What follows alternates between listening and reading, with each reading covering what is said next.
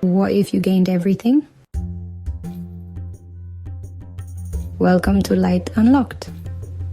Here, we speak quietly but truthfully about the questions no one wants to ask. Like this one. What if you got everything you ever wanted and lost your soul in the process? We chase success. We climb mountains of ambition. We fill our hands, our calendars, our houses, but our souls stay hungry. Mark 8:36. What good is it for someone to gain the whole world, yet forfeit their soul? It's not a threat, it's a question, a mirror held up to everything we're chasing and everything we're losing. Ecclesiastes 2:11. Yet when I surveyed all that my hands had done, everything was meaningless, a chasing after the wind.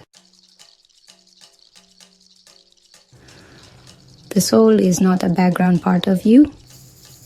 It is the eternal part, the part that remembers heaven, and we trade it for things that die. What can anyone give in exchange for their soul? Matthew 16:26.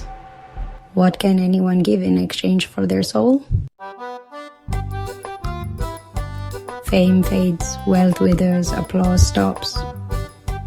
But the soul, that's what God came for. 1 John chapter 2 verse 17. The world and its desires pass away, but whoever does the will of God lives forever. The world will offer you everything except eternity. But Jesus didn't offer you the world. He offered himself. John chapter 14 verse 6. I am the way and the truth and the life. No one comes to the Father except through me. You were made for more than ambition. You were made for communion, for the God who gave you a soul and then gave his for yours. Psalm 49 verses 7 to 8. No one can redeem the life of another or give to God a ransom for them. The ransom for a life is costly. Don't lose the part of you God calls priceless. Don't give your soul to things that don't know what it's worth. You're watching Light Unlocked. What have you been chasing? And what's your soul worth? Subscribe, share, and never forget, you already have the one thing worth everything.